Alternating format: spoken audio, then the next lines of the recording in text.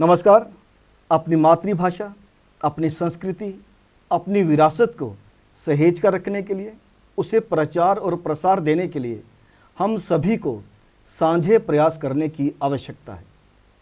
इस दिशा में जो लोग विशेषकर शिक्षा प्रणाली के साथ जुड़े हुए हैं, उनका योगदान और भी बढ़ जाता है। अस्तित्व, भाषा, संस्कृति और विरासत के आज के अंक में आपकी मुलाकात करवाएंगे एक ऐसी शख्सियत से जो बहुत अच्छे डोगरी के लेखक हैं। उनकी 2 किताबें प्रकाशित हो चुकी हैं और साथ ही जम्मू विश्वविद्यालय में पढ़ाते भी हैं डोगरी में। मेरी मुराद डॉक्टर पद्म देव सिंह नादान जी से। सर, आपका एक्सेलसियर स्टूडियो में बहुत बहुत स्वागत है। शुक्रिया राजेश्वर जी। जब मातृभाषा की बात चलती है तो डोगरी से हम सभी को प्रेम है, लेकिन जो स्थिति आजकल डोगरी भाषा की है, या फिर जो चिंतक विशेषकर बातें करते हैं डोगरी के अंधकार भविष्य के बारे में, आप क्या समझते हैं? राजेश्वर जी, मैं हमेशा आशावादी सोचता हूँ। मेरी, आपने बोला कि मैं लिखता भी हूँ, मेरी कविताओं में भी वो चीज़ झलकती है जी। तो ये परिस्थिति वश होता है, जब आपका समय ठीक नहीं चल रहा होता तो आप वो ऐसा सोचते हैं, जब ठीक होता है तो आप आशावादी सोचते हैं। हाँ जी। लेकिन जो आप बात कर रहे हैं, ऐसा कोई चिंता वाली बात नहीं है। न्यू एजुकेशनल पॉलिसी जो आई हुई है, इसमें जो हमारी क्षेत्रीय भाषाएं हैं, मातृभाषा जो हमारी डोगरी है, रीजनल लैंग्वेज आप कह लीजिए किसी भी प्रदेश की, तो उनको उसमें खास विशेष ध्यान उस पर दिया जा रहा है। ऐसे कुछ असाइनमेंट हमें भी मिले हैं, जिससे एक आशा बनती है कि ऐसा कुछ तो है जो होने जा रहा है। जैसे अभी पिछले दिनों मैंने NCERT की 2 किताबें मैथ की, तो वो ट्रांसलेट की है डोगरी में। तो इसका मतलब वो कहीं ना कहीं हमारी शुरुआती शिक्षा में वो किताबें तैयार हो रही हैं, और बड़ी जल्दी स्कूल, जो हमारी एक बड़ी देर से एक चिंता, जो आपने भी अभी बोला कि ऐसा हम सोचते हैं, चिंता हम उस पर करते हैं, तो वो बड़ी जल्दी शायद दूर होने वाली है कि जो प्राइमरी स्तर से वो क्लासेस में वो डोगरी पढ़ना अनिवार्य हो जाएगा। और वो बड़ा एक अच्छा कदम होगा। जब और कितने विद्वानों ने, अभी आपको पता है 21 फरवरी को हम मातृभाषा दिवस मनाते हैं, तो उसका मकसद ही यही है कि अपनी भाषा के प्रति प्यार, उसका उत्थान, उसका प्रचार। और कितने विद्वानों ने, मेरे कहने से हो सकता है लोग ना माने, लेकिन वो जो विद्वानों ने जिन्होंने इतना नाम बनाया, उसमें महात्मा गांधी जी हैं, विवेकानंद जी हैं, विनोबा भावे जी हैं, तो उन्होंने जो मातृभाषा को लेकर जो अपने विचार साझे किए हैं, जब आप उनको पढ़ो या उनको सुनो, तो वाकई लगता है कि जितना विकास एक बच्चे का अपनी मातृभाषा में हो सकता है, जितना खुल के वो मातृभाषा में बोल सकता है, जितना वो उसमें अच्छा सोच सकता है, वो दूसरी भाषाओं में नहीं सोच सकता। जैसे आपने खुद भी कहा कि जो अपना परिवेश रहता है, उसी में अगर आपने कोई चीज़ सृजन करनी है, साहित्य का सृजन करना है, तो मातृभाषा से ज़्यादा बेहतर मीडियम और नहीं हो सकता। आप जो आजकल साहित्य रचा जा रहा है, कहानी हो, कविता हो, लेख हो, कहाँ तक समझते हैं कि वो अपने अस्तित्व की बात करते हैं, अपनी संस्कृति की बात करते हैं, अपनी विरासत की बात करते हैं? क्योंकि साहित्य ही एक मीडियम ऐसा है जिसके माध्यम से हम अपने अस्तित्व को बचाने की कोशिश कर सकते हैं। बिल्कुल, आपका जो ये माध्यम है, जिस चैनल के थ्रू ये बात लोगों तक जाएगी, आपका जो चैनल का आपने नाम भी रखा हुआ है, भाषा, अस्तित्व, भाषा, संस्कृति, तो ये भी एक प्रयास उसमें आता है। आपने भी शुरुआत की, कुछ सोच के की है कि वो जो हमारी विरासत के प्रति जो हमारी उदासीनता है, वो कहीं ना कहीं दूर हो। ये कितने लोग देखेंगे, कहाँ तक ये मैसेज आएगा? आपके मैंने काफ़ी प्रोग्राम देखेंगे, हर बार इस पे चर्चा होती है, तो उसका कहीं ना कहीं तो पॉजिटिव इम्पैक्ट जा रहा होगा। तो शुरुआत करने की देर है, बाकी ये नहीं है। नई पीढ़ी भी, अब सोशल मीडिया में आप देख रहे हो, तो पिछले दिनों वो एक कितना वायरल हो गया, हम जम्मू वाले ये नहीं खाते, हम ये बोलते हैं, तो हर कोई उसके माध्यम से भाषा का प्रचार तो हो रहा है, बड़ा ज़्यादा हो रहा है। अभी मैंने आपके चैनल के माध्यम से कुछ ऐसे इंटरव्यू देखे, तो उसमें बोला जा रहा था कि कुछ गलत फलत भी लिखते हैं, लिखें, लेकिन डोगरी में उसका प्रचार हो रहा है, ठीक है ना। कितने लोगों तक जो उसको बोलते नहीं थे घर में, जहाँ भी पिछले दिनों मैंने एक इस किस्म के लोग भी हैं जो सीनियर सिटीजन, एक ग्रुप बना हुआ है चौधरी में, उनका एक ऑफिस बोल लीजिए, जो उन्होंने वहाँ पे अपना एक सिस्टम सेटअप किया हुआ है, तो हम भी वहाँ पे गए हुए थे। तो ऐसे लोग जो अपनी सर्विसेज में, चाहे उन्होंने अलग अलग क्षेत्र में वो काम किए हुए हैं, लेकिन भाषा के प्रति उनका लगाव है, वो चाहते हैं हम भाषा के लिए कुछ कर जाएं। तो वो इस तरह के लोग, वहाँ एक छोटी सी बच्ची ने 3 साल, जहाँ एज इसकी 5 से नीचे ही थी, इतना अच्छा डोगरी ड्रेस पहन के डांस किया। तो उसका, वो मेरा एक स्टूडेंट था, तो उसने उसका वीडियो फेसबुक पे चढ़ाया तो 25,000 उसको 30,000 वायरल। वायरल।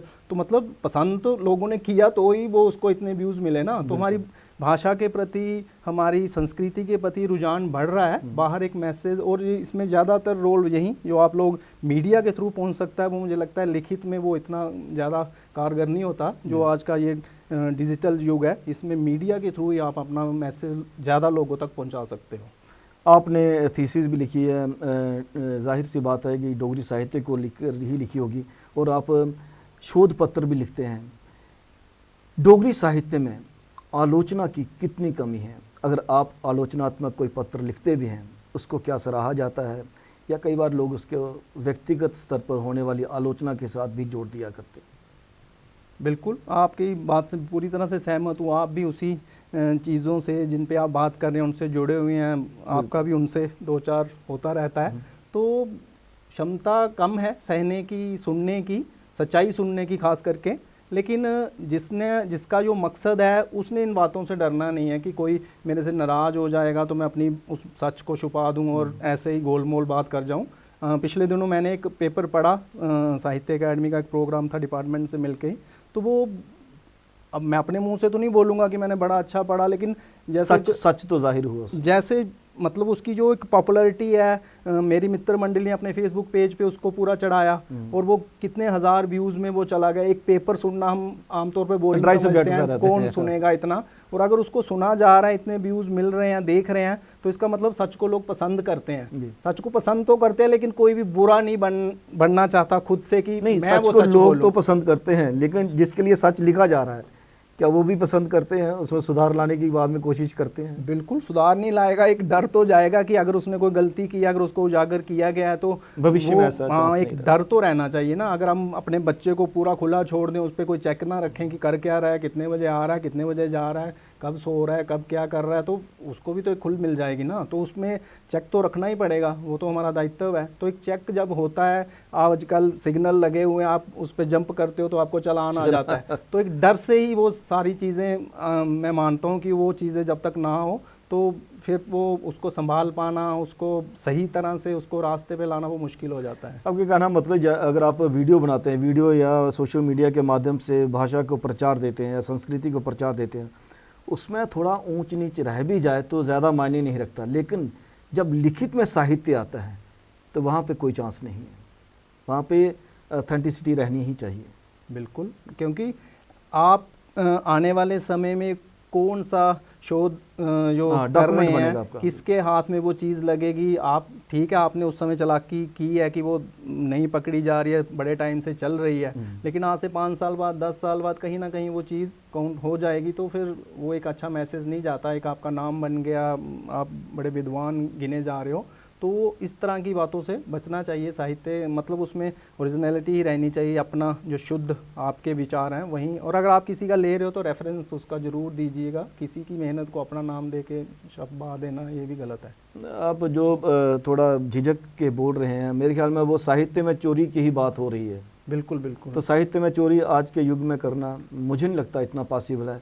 जिस तरह से इंटरनेट का माध्यम है, इंफॉर्मेशन टेक्नोलॉजी इतनी दूर तक बढ़ चुकी है, वही कारण रहा कि वो चीज़ें पकड़ी भी जा रही हैं आजकल। नहीं, रीज़न ये है कि चेक तो हैं, ऐसे ऐप बने हुए हैं, जैसे हमारे यूनिवर्सिटी में रिसर्च का काम होता है, शोध गंगा नाम से एक ऐप है। तो वहाँ पे आपकी जो, जब आप सबमिशन करते हो अपनी रिसर्च वर्क, तो आपको एक सीडी देनी पड़ती है उस पूरे थीसिस की। अच्छा। तो वो वहाँ पे आपका पूरा जो भी उसका सिस्टम डाटा होगा वो डाटा कैप्चर हो जाता है। कल को कोई भी उस तरह की कोई अगर लाइन वहाँ से उठाता है तो वो डिटेक्ट हो जाती है किसने। अच्छा। और उसका एक सर्टिफिकेट लेना पड़ता है जब आप थीसिस सबमिट करते हो। तो उन्होंने भी एक थोड़ी सी रिलैक्स उसमें दिया कि 10% से 20% या समथिंग, अगर उससे ज़्यादा हुआ तो वो उसके दायरे में आ जाएगा चोरी के। तो अगर उससे कम है तो वो चला जाएगा। तो इंस्पायर्ड रह सकता है कि 10% तक आप यूज़ कर सकते हैं मटेरियल। हाँ, वो भी रेफरेंस आपने दे दिया, मतलब हूबहू जैसे पहले चलता आया था वो उस तरह का as it is copy paste. थोड़ा सा तो कहीं डर, एक चेक बना हुआ है। अब सीसीटीवी कैमरे हैं तो माना कि चोरियां तो नहीं रुक रही हैं, चोरियां तो हो ही रही हैं लेकिन फिर भी चलो कोई पकड़े भी जाते हैं, कोई थोड़ी बहुत वो डिटेक्ट हो जाते हैं। कितने लोग आए थे, चाहे मुंह पे उन्होंने कपड़ा ही बांधा है, लेकिन फिर भी कोई ना कोई निशानी तो छोड़ ही जाते हैं। तो इसलिए मतलब इतना आसान रहा नहीं है। और अगर आसान नहीं कहीं दिखती भी है तो हमें खुद से उसको अपने आप को रोकना है। मतलब वही चीज़ें करनी, अवॉइड ही करनी है तो ज़्यादा अच्छा है। आपके पास बच्चे पीएचडी भी करते हैं, डॉक्टरेट करते हैं जो, तो उसमें विषय की सिलेक्शन करना कितना टफ रहता है? क्योंकि आमतौर पर यह इल्ज़ाम लगता है कि जम्मू विश्वविद्यालय से जो भी पीएचडी होती हैं उनमें ज़्यादातर कहानियों पे, कविताओं पे, साहित्य पे। तो सन 1975 के बाद मुझे लगता है कि कर्नल शिवनाथ जी का जो लास्ट बुक शेप में अपना साहित्य आया, इतिहास आया, उसके बाद ऐसी कलेक्शन नहीं आई। आप समझते हैं कि पीएचडी जो बच्चा कर रहा है उसका दायित्व बनता है कि थोड़ा इतिहास को भी खंगाला जाए? इतिहास से अब मुझे प्रॉपर आपकी बात, मतलब इतिहास जम्मू संस्कृति को लेके, डोगरा कल्चर को लेके, लिटरेचर को लेके बिल्कुल आपने जो बात बोली वो सही है। ज़्यादातर पीएचडी जो जम्मू यूनिवर्सिटी में हुई है, हर कोई आसान चीज़ को ढूंढता है कि जिससे उसका आसानी से काम सिरे चढ़ जाए।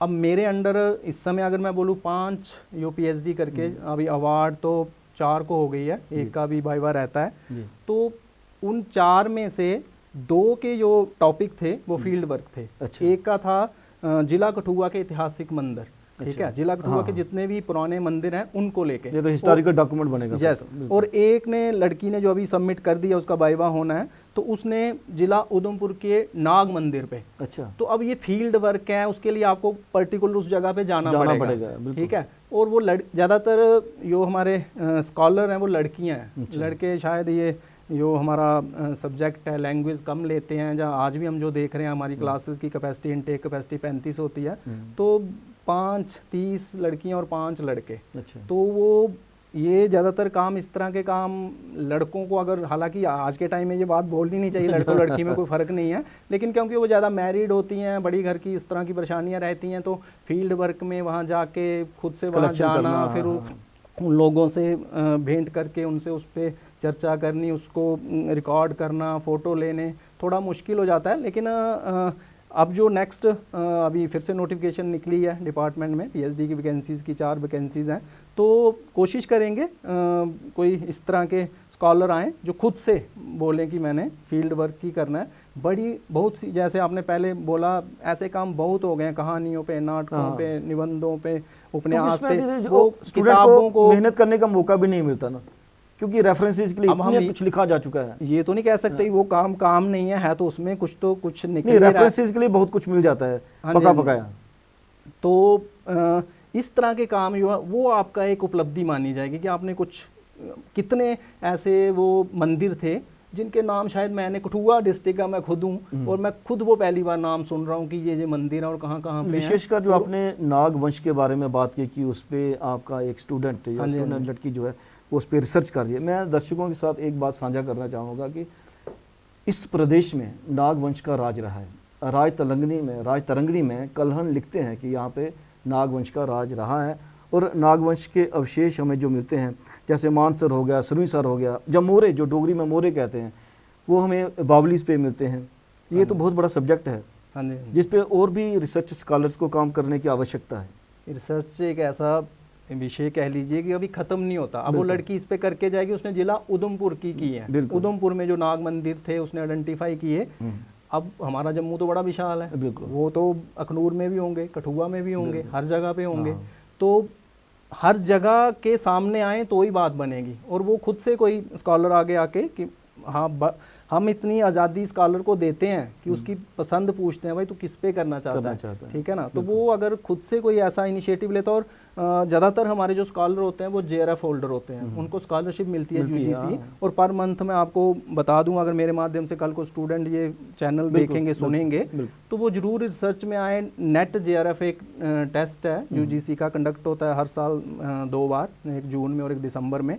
तो वो जेआरएफ अगर बच्चा कर जाता है और अगर वो रिसर्च में आता है तो पर मंथ उसको 40,000 से अबव मिलता है, ऑलमोस्ट सैलरी है, हाँ, एवरी मंथ। तो वो बहुत बड़ा एक अमाउंट है, उससे वो अपनी बाइक भी खरीद सकता है, कैमरा भी खरीद सकता है, रिकॉर्डर, जो उसको इक्विपमेंट चाहिए रिकॉर्डिंग के लिए या रिसर्च के लिए, वो सारा उसमें आता है। और वो कंटीजेंसी अलग से मिलती है इन चीज़ों के लिए। एक तो वो 40,000 उसको स्कॉलरशिप मिल रही है, इसके अलावा कंटीजेंसी इस तरह के कामों के लिए भी वो खर्च कर सकता है। उसके लिए उसको बिल प्रोड्यूस करने पड़ते हैं कि मैंने ये चीज़ ली है, तो उसको उसका भी रिफंड मिल जाता है। इसी बात को मैं आगे बढ़ाते हुए दर्शकों से एक और बात साझा करना चाहूँगा कि मिनिस्ट्री ऑफ एचआरडी भी, अगर स्टूडेंट आप नहीं भी हैं और रिसर्च करना चाहते हैं किसी भी फील्ड में, आर्ट को लेकर, थिएटर को लेकर, संस्कृति को लेकर, विरासत को लेकर, मॉन्यूमेंट्स को लेकर, तो मिनिस्ट्री ऑफ एचआरडी भी सीनियर फेलोशिप भी देती है, जूनियर फेलोशिप भी देती है। बिल्कुल। और अगर कुछ बच्चे जेआरएफ ना भी कर पाएँ तो यूनिवर्सिटी भी अपनी तरफ से स्कॉलरशिप देती है, इस तरह का प्रोविज़न है। हालांकि उसका अमाउंट थोड़ा लेस हो जाता है, वो 10,000 के करीब होगा, तो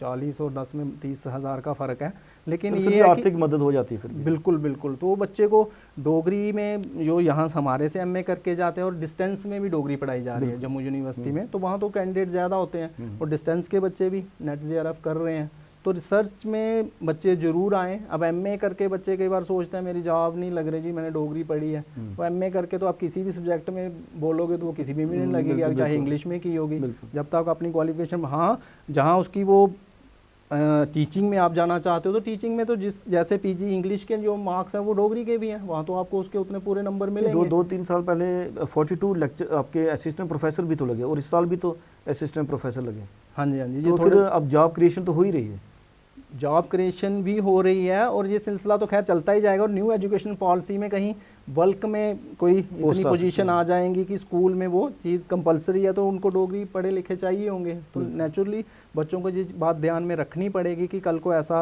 आ सकता है। इसलिए डोगरी में वो जितनी अपनी पकड़ बना सकते हैं उसको रिसर्च में ज्वाइन करें, जहाँ अपने पेपर पब्लिश कराएं, जहाँ डोगरी में अपनी पकड़ बनाएं, तो वो उनके काम आ सकती है। आपने क्योंकि डोगरी साहित्य का गहन अध्ययन किया है, डोगरी साहित्य की हर विधा का अध्ययन किया है, पुराने राइटर्स को भी आपने पढ़ा है और नौजवान राइटर जो लिख रहे हैं उनको भी पढ़ा है, क्या सामंजस्य समझते हैं आप दोनों में है? नहीं, इसमें तो कोई दो राय नहीं है कि जो हमारे पुराने राइटर थे, जब वो दौर था कि जब डोगरी भाषा की अपनी लिपि को छोड़ के तो हिंदी को अपनाया गया, और इस तरह की जो शुरुआत डोगरी संस्था का स्थापना होना, और इस तरह की वो एक सेवा भाव से कि हमने डोगरी का और उर्दू में ज़्यादातर लिखते थे, हिंदी में लिखते थे, और उसको छोड़ के डोगरी में लिखना शुरू किया, तो वो वाला आज के टाइम में आज के बच्चों में वो सेक्रीफाइस है, वो इतना मेहनत दिखती नहीं है। आज उसमें दूसरों के बच्चों को, हमारी भी हम बच्चे बड़े हुए हैं, यूनिवर्सिटी में पढ़ रहे हैं, तो आज के बच्चे मतलब बड़ा कुछ ऐसे जल्दी जल्दी रेडीमेड चाहते हैं, उनका खाना का भी वही है, फास्ट फूड चल पड़ा है, तो उस तरह से मतलब वो मेहनत कम करना चाहते हैं और रिज़ल्ट ज़्यादा अच्छा चाहते हैं, तो ऐसा पॉसिबिलिटी बनती नहीं है।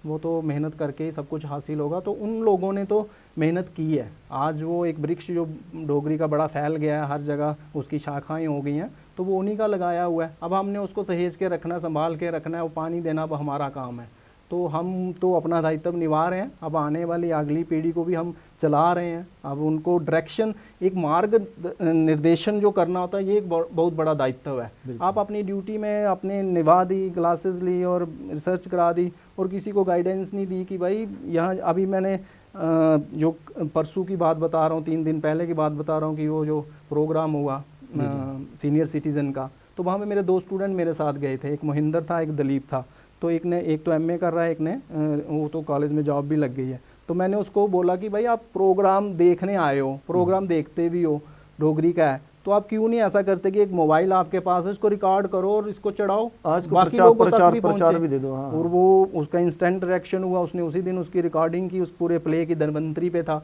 और देखिए धनवंतरी लाइब्रेरी है जम्मू यूनिवर्सिटी में बहुत बड़ी, कितने बच्चे वहाँ से पढ़ के KSIS अफसर बने हैं, लेकिन आप एक सर्वे करोगे वहाँ जो बच्चे बैठे हैं, कहीं जाके पूछ लेना कि धनवंतरी जी कौन थे। बिल्कुल।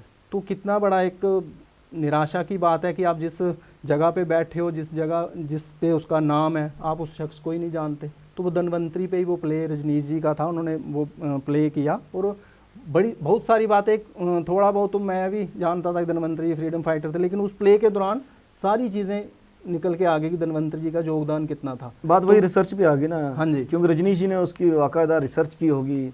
तो मैं जो बात कर रहा था कि बच्चों ने वो रिकॉर्ड किया और उसको यूट्यूब पे अपना चैनल बनाया, तो एक दिशा निर्देश मिला, उन्होंने उसको फॉलो किया। मानने वाले भी होने चाहिए, हम तो समझाते हैं, कहते हैं। अब ये साहित्य अकेडमी अवार्ड्स देती है, युवा का अवार्ड देती है, 35 से कम के जो उम्र हो, तो अब वो कोई बताएगा तो कोई उस डायरेक्शन में चलेगा ना, किसी को पता ही नहीं है, तो फिर वो हम पीजी में जो बच्चे हमसे पढ़ने आते हैं, हम उनको उसी तरह से तैयार करते हैं कि भाई ऐसी ऐसी चीज़ें भी हैं, अगर आप में कोई प्रोत्साहन भी है, अगर आप में कोई लिखता है तो इस बात को भी ध्यान में रखें। बिल्कुल, लिख तो आप रहे हो, तो अगर आपको इनाम भी मिल जाए तो उसमें रिकॉग्नाइजेशन मिलने बुरी बात है, बुरी बात थोड़ी है। तो सर, आप एक्सर्साइज स्टूडेंट्स में आपने ढेर सारी बात की है कि रिसर्च के लिहाज से भी तो आपका बहुत बहुत धन्यवाद। शुक्रिया। अस्तित्व के इस अंक में आपने बातचीत सुनी डॉक्टर पद्म देव सिंह नादान जी से। उन्होंने कहा कि रिसर्च जब भी करनी हो तो उसमें टॉपिक की चॉइस हमेशा स्टूडेंट की रहती है, जो स्कॉलर रिसर्च करता है उसकी चॉइस रहती है। और मेरा ये निवेदन है स्टूडेंट से जो रिसर्च करना चाहते हैं, पीएचडी करना चाहते हैं, कम से कम विषय की तलाश में थोड़ा सा क्रिएटिव रहें, अपने इतिहास को, अपने साहित्य को, अपनी सांस्कृतिक विरासत को भी इसमें तरजीह दें। कैमरा पर्सन करण सिंह के साथ राजेश्वर सिंह राजू को आप दीजिए इजाज़त। नमस्कार।